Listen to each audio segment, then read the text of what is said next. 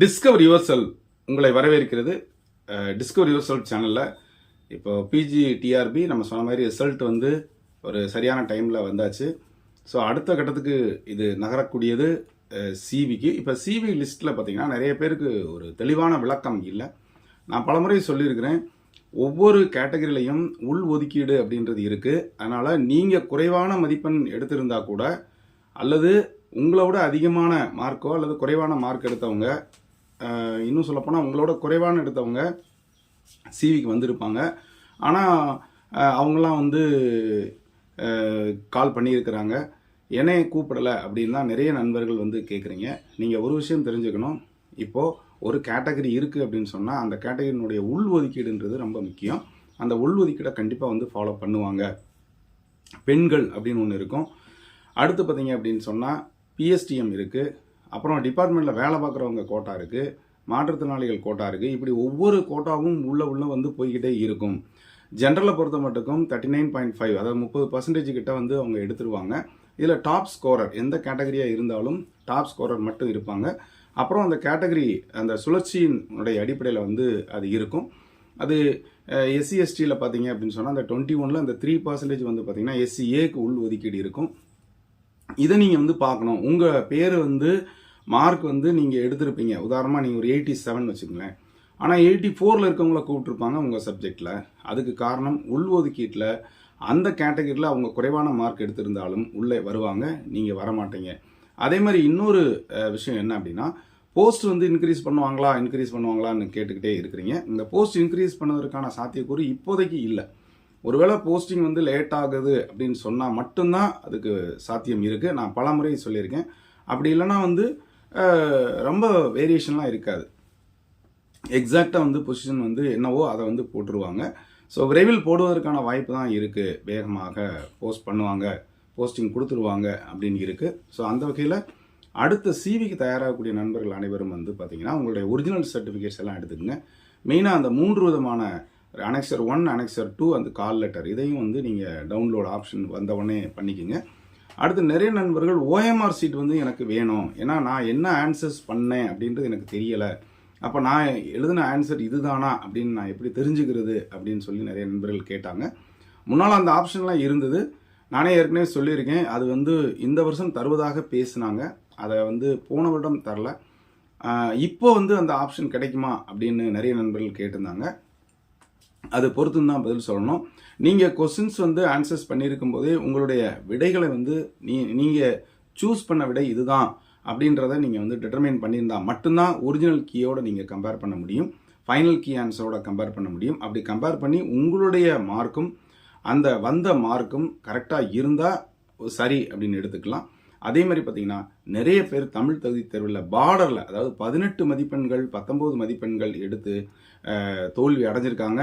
அவங்களில் கிட்டத்தட்ட ஒரு 50% நண்பர்கள் பார்த்தீங்கன்னா அவங்களுடைய சப்ஜெக்ட் ஸ்கோர் அதிகமாக இருக்குது.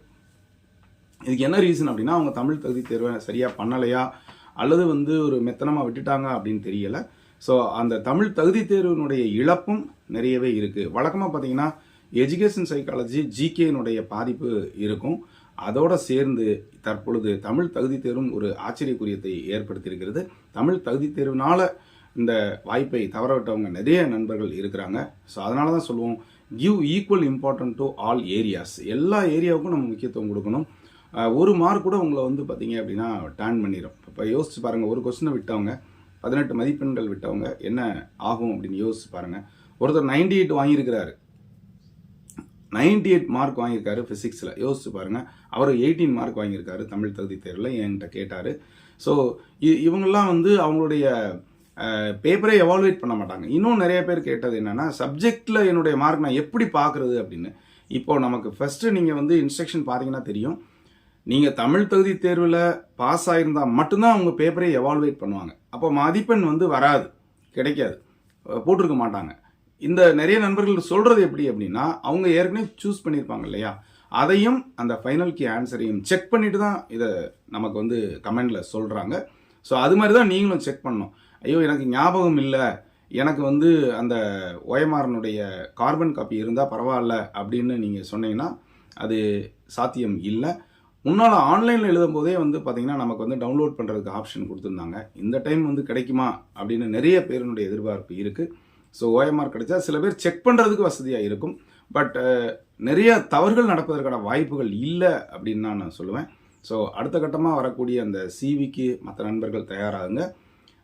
மதிப்பெண்கள் அதிகமாக எடுக்க முடியாதவர்கள், நான் அதை தோல்வியடைந்தவர்கள்னு சொல்ல மாட்டேன், மதிப்பெண்கள் அதிகமாக எடுக்க இயலாதவர்கள் கண்டிப்பாக வந்து நீங்கள் அடுத்த கட்டத்துக்கு நீங்கள் செல்வதுதான் உங்களுக்கு சால சிறந்ததாக இருக்கும். நிறைய நண்பர்கள் ஃபர்ஸ்ட் அட்டம்ப்ட்லேயே வந்து பார்த்திங்கன்னா ஒரு 70 அந்த மாதிரிலாம் வாங்கியிருக்கிறாங்க. அவங்க கூடுதல் கவனம் செலுத்தினா இன்னும் நல்லாயிருக்கும். வரப்போகிற காலங்கள்லையும் பார்த்தீங்க அப்படின்னா கொஸ்டின்ஸ் வந்து அவ்வளோ ஈஸியாக இருக்காது அப்படின்றத நான் உங்களுக்கு ஆணித்தனமாக சொல்கிறேன். இன்னும் வந்து அடுத்தடுத்து வரும்போது கொஸ்டின் பேட்டர்ன் கூட சேஞ்ச் ஆகலாம்.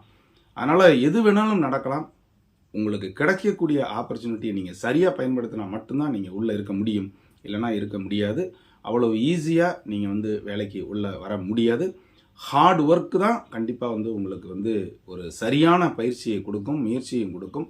அதே மாதிரி ஒரு திட்டமிட்டு படித்தால் மட்டும்தான் நீங்கள் ஜெயிக்க முடியும் அப்படின்றது தான் இந்த டிஆர்பி நமக்கு ஒரு பாடமாக கற்றுத்தருது.